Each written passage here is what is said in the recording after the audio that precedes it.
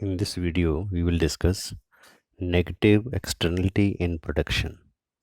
This is part 4 of the 17 videos on externalities. Part 1 is related with introduction of externalities. Part 2 defines public goods. Part 3 explains externalities in production and consumption. Part 4 explains negative externality in production. Part 5 explains positive externality in production. Part 6 shows negative externality in consumption.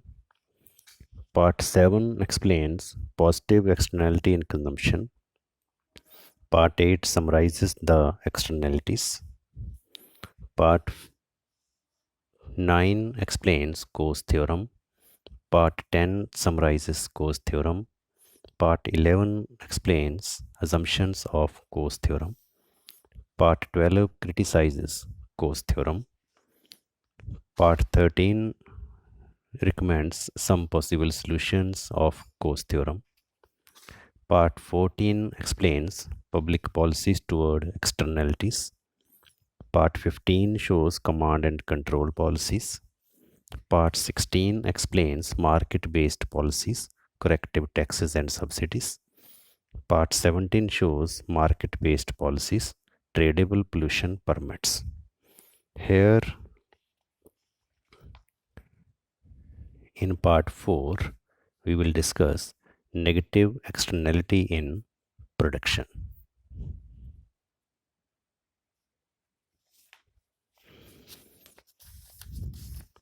Negative externality in production जो है, इसको हमने इससे पहले video में explain भी किया हुआ है, डिफ़ाइन किया हुआ है। क्या इसका मीनिंग है कि जब कोई फर्म प्रोडक्शन करती है तो फर्म को प्रोडक्शन मिलता है, बट फर्म के प्रोडक्शन करने से एक्सटर्नल नेगेटिव एक्सटर्नलिटी जनरेट हो रही है। मीन्स बाहर लोगों को, फर्म के प्रोडक्शन करने से बाहर लोगों को कुछ लॉस हो रहा है। That is the negative externality in production. तो डायग्रामेटिकली हम इसको कैसे एक्सप्लेन कर सकते हैं और कैसे हम इसको ठीक कर सकते हैं, ये हम एक्सप्लेन करेंगे। आप भी जो डायग्राम है मेरे साथ साथ ड्रॉ कीजिए। हमारा हेडिंग है negative externality in production.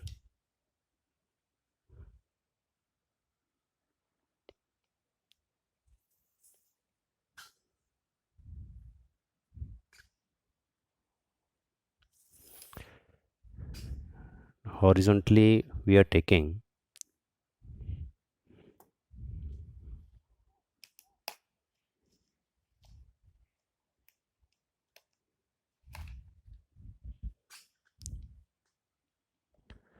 X commodity, suppose,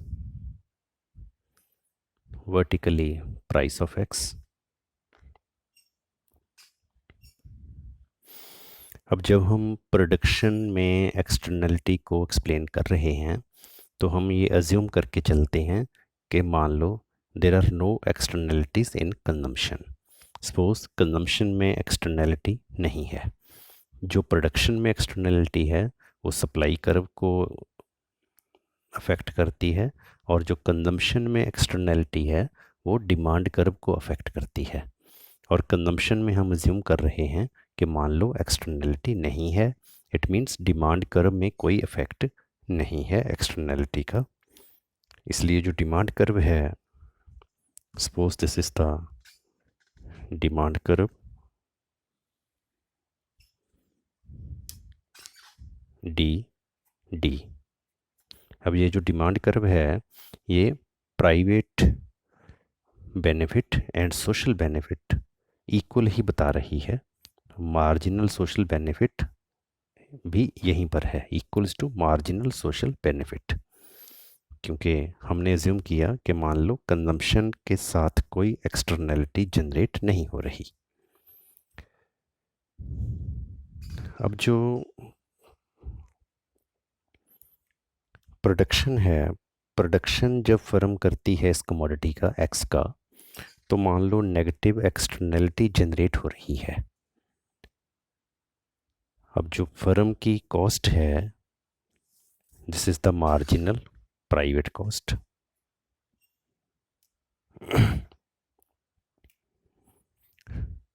firm को यहाँ पर मान लो ये पॉइंट है E2,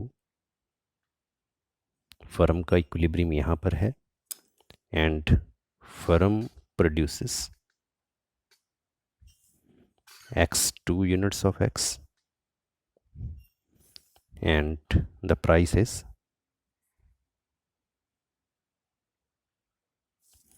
P2। अगर हम प्राइवेट केस की बात करें, हम बात करें कि मान लो एक्सटर्नलिटी अगर ना हो, ये मार्जिनल प्राइवेट बेनिफिट है जो कि मार्जिनल सोशल बेनिफिट के बराबर है, और ये मार्जिनल प्राइवेट कॉस्ट है। तो प्राइवेटली अगर हम देखें विदाउट एक्सटर्नलिटी, ये इक्विलिब्रियम बनता है। यहाँ पर x2 पैदा होनी चाहिए और इसकी प्राइस होनी चाहिए P2। बट हम पढ़ रहे हैं negative externality in production.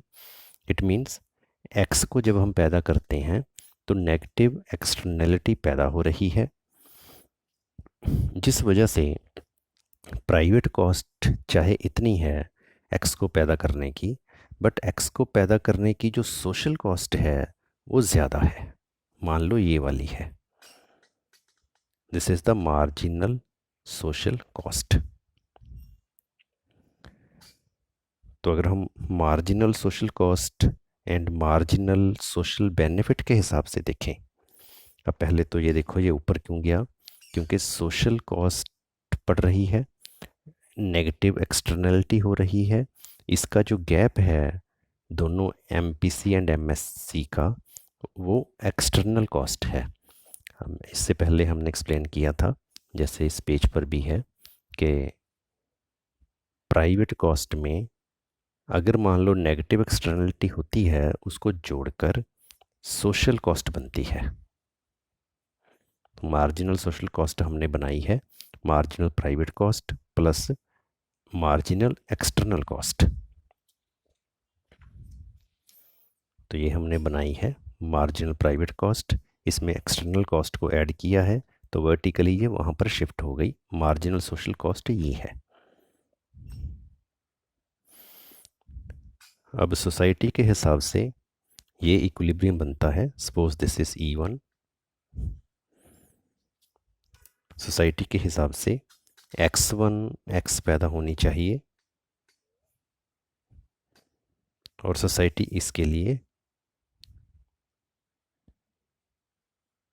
P1 price मान लो पे करने को तैयार है।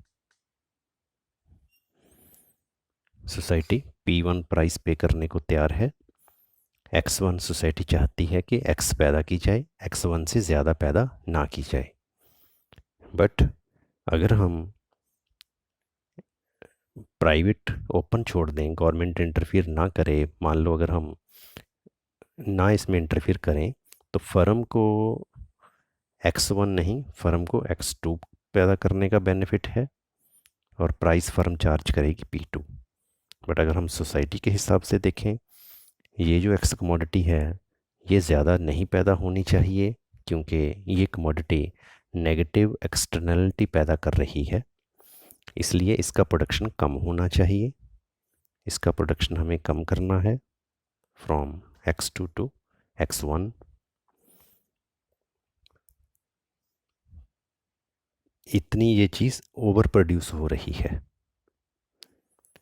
अब ओवर प्रोड्यूस होने का लॉस क्या है? ओवर प्रोड्यूस होने का लॉस ये है, जैसे हम कहते हैं कि हमारे पास रिसोर्सेज लिमिटेड हैं, तो हमें रिसोर्सेज को उस चीज़ पर लगाना चाहिए जो सोशली ऑप्टिमम कमोडिटी है। x1 x2 इतनी x पैदा करने के लिए जितने भी रिसोर्सेज लगे हुए हैं उनको यहाँ से हटाकर किसी और चीज़ को पैदा करने पर लगाया जा सकता है जो कमोडिटी सोशली ऑप्टिमम है। x पर रिसोर्सेज को लगाना, इतनी और x पैदा करना, इट मीन्स उन रिसोर्सेज की वेस्टेज है, क्योंकि सोसाइटी ये नहीं चाहती। सोसाइटी चाहती है कि x1x पैदा की जाए।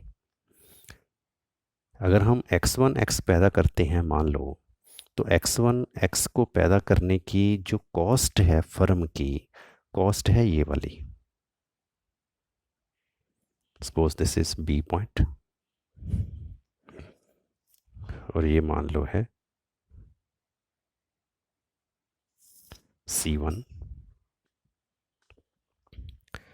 क्योंकि x1 अगर पैदा की जाएगी, ये फर्म की सप्लाई कर्व है, marginal production cost, marginal private cost जो है, ये जो फर्म की सप्लाई कर्व है ये हमें बताती है कि कितनी x पैदा करने की कितनी कॉस्ट आती है।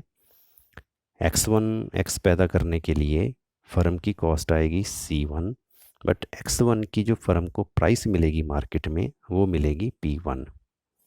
इट मीन्स फर्म को प्राइस तो मिलेगी P1, मान लो 100, फर्म की कॉस्ट आएगी C1, मान लो 30। इट मीन्स ये जो गैप है 70 का एक्स्ट्रा, तो इतना टैक्स लगाया जा सकता है प्रोड्यूसर के ऊपर, क्योंकि प्रोड्यूसर एक्स को पैदा करके नेगेटिव एक्सटर्नलिटी जनरेट कर रहा है।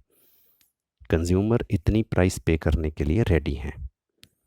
तो ये क्या हिस्सा होगा, ये वाला हिस्सा फ्रॉम P1 टू C1, ये होगा टैक्स ऑन प्रोड्यूसर्स।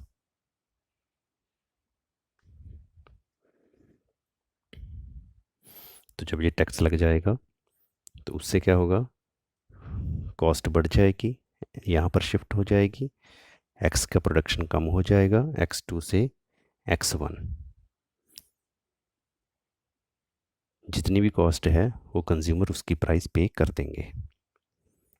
और ये जो रेवेन्यू कलेक्ट होगी गवर्नमेंट को टैक्स के थ्रू, ये जो रेवेन्यू है it can be used to pay for the external damage. जो भी एक्स को पैदा करने के लिए एक्सटर्नल डैमेज हुआ, क्योंकि एक्स को जब हम पैदा करते हैं तो ये दूसरों के ऊपर नेगेटिव चीज़ कुछ डालती है, नेगेटिव इफेक्ट डालती है, दूसरों के ऊपर नेगेटिव एक्सटर्नलिटी पैदा होती है, दूसरों की कॉस्ट बढ़ती है। जैसे हमने किया था कि रिवर में अगर हम मान लो गिराते हैं वेस्टेज, फर्म वाले गिराते हैं, तो फिशरमैन को, यहाँ पर रहने वाले लोगों को लॉस होता है। तो ये जो टैक्स का पैसा हमने कलेक्ट किया है वो इस पोल्यूशन को ख़त्म करने के लिए, इस पोल्यूशन को कम करने के लिए यूज़ किया जा सकता है ये पैसा। और इससे फ़ायदा क्या होगा सोसाइटी को, ये सारा कुछ करने से। पहले क्या था, पहले अगर हम प्राइवेट छोड़ दें तो x2x पैदा होगी, P2 प्राइस होगी उसकी, बल्कि जबकि यहाँ पर अगर हम देखें सोसाइटी ये चाहती है कि इतना x2 ना पैदा किया जाए, x1 पैदा किया जाए। तो जब हम यहाँ से यहाँ पर आएंगे, E2 से E1 पर आएंगे, तो जितनी भी ये कॉस्ट ज़्यादा है, सोशल कॉस्ट, बेनिफिट से, ये बेनिफिट है, मान लो यहाँ पर अगर हम देखें बेनिफिट है इतना, कॉस्ट है इतनी, तो पर यूनिट ये बेनिफिट है सोसाइटी को। और इस सारे में, इस सारे के अगेंस्ट अगर हम देखें तो ये सारा बेनिफिट है जो सोसाइटी को होगा। This is the net gain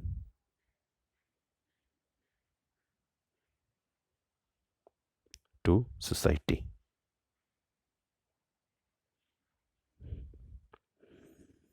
ये हमने कैसे निकाला, बेनिफिट, ये जो है बेनिफिट ये वाला, इसके ऊपर वाला पोर्शन कॉस्ट तक multiplied by this area. This is the negative externality in production. For complete explanation of this chapter externalities, must watch all the 17 parts of this video. Thank you. Thanks for watching this video.